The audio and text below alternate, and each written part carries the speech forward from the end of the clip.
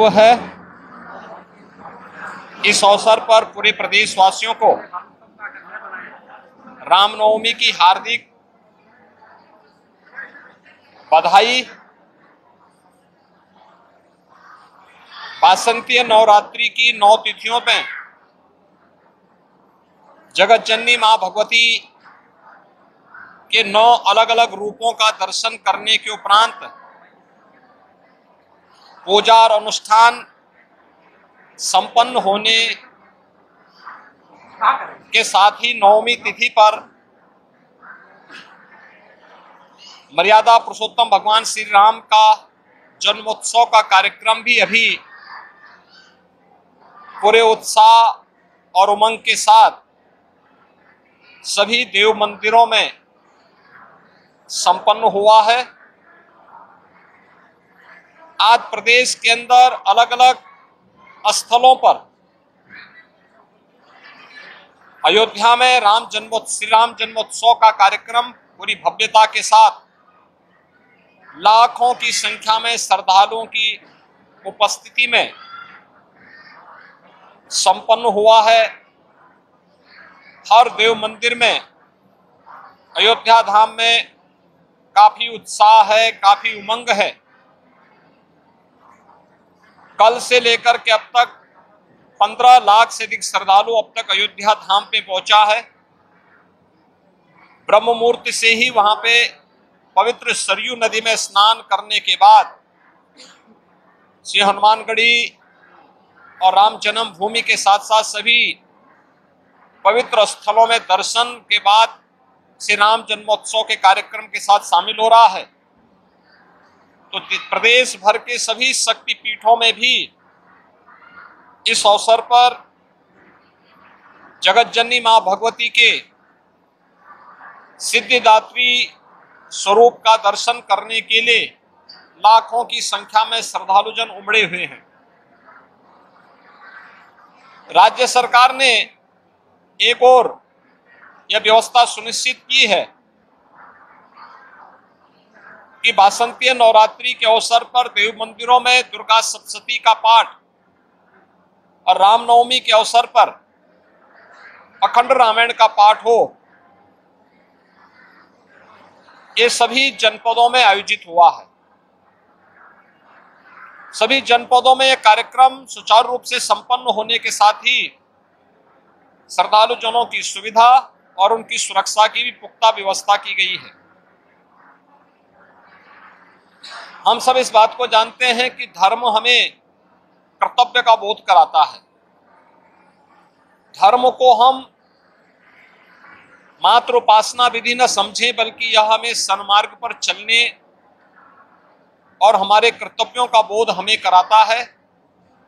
और इसलिए सरकार के स्तर पर हर उस सात्विक वृत्ति को, सकारात्मक और रचनात्मक प्रवृत्ति को प्रोत्साहित करने का कार्य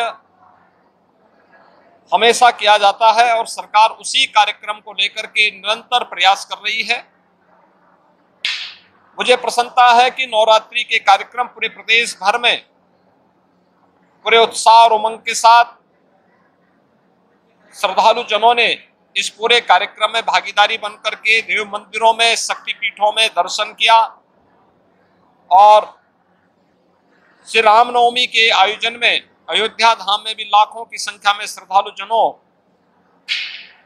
की उपस्थिति इस बात को प्रदर्शित करती है कि सात्विक और रचनात्मक प्रवृत्ति तेजी के साथ आगे बढ़ी है।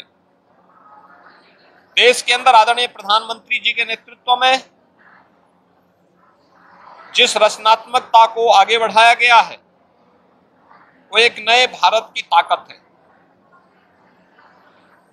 उत्तर से दक्षिण, पूरब से पश्चिम, आज पूरा भारत जब एक स्वर में प्रधानमंत्री मोदी जी के नेतृत्व में बोलता है, ये भारत की ताकत का एहसास भी कराता है। भारत के सामर्थ्य को भी दुनिया के सामने प्रस्तुत करता है। एक समर्थ भारत, एक शक्तिशाली भारत की ताकत का एहसास यह सब करता है। और स्वाभाविक रूप से एक समर्थ भारत के अंदर ही ये संभव हो पाया है कि राम राज्य की उस परिकल्पना को साकार किया जा सके, जिसमें बिना भेदभाव के शासन की योजना का लाभ हर गरीब, हर किसान, हर नौजवान, हर महिला और समाज के प्रत्येक तबके तक पहुंचाया जा सके। इस सदी की सबसे बड़ी महामारी के दौरान सरकार की संवेदनशीलता और सरकार के सामर्थ्य को देश और दुनिया ने देखा है, और इससे पहले भी अनेक जो कार्यक्रम जन कल्याणकारी प्रारंभ हुए हैं केंद्र सरकार के द्वारा, राज्य सरकार के द्वारा, वह भी हम सबके सामने है। आपने सबने इस चीज को देखा होगा, बिना भेदभाव के हर गरीब को शौचालय की सुविधा उपलब्ध होना, हर गरीब परिवार के पास सिर ढकने के लिए छत उपलब्ध होना, हर गरीब के पास एक स्वस्थ ईंधन की व्यवस्था उज्ज्वला योजना के अंदर उन्हें उपलब्ध करवाने की व्यवस्था करना, हर गरीब को विद्युत के निःशुल्क कनेक्शन उपलब्ध करवाने की व्यवस्था हो, या फिर संकट के इस समय में हर गरीब को निःशुल्क राशन की सुविधा उपलब्ध करवाना। अनेक ऐसे कार्यक्रम हैं जिन कार्यक्रमों के माध्यम से प्रत्येक नागरिक के जीवन में व्यापक परिवर्तन करने के एक बृहद अभियान का हिस्सा सरकार बनी और सफलतापूर्वक उसे आगे बढ़ाया है। इस सरकार के सकारात्मक और रचनात्मक उस प्रवृत्ति को ही प्रदर्शित करता है जो हमें हमारा धर्म सिखाता है। धर्म को हम उपासना विधि मानने की भूल न करें।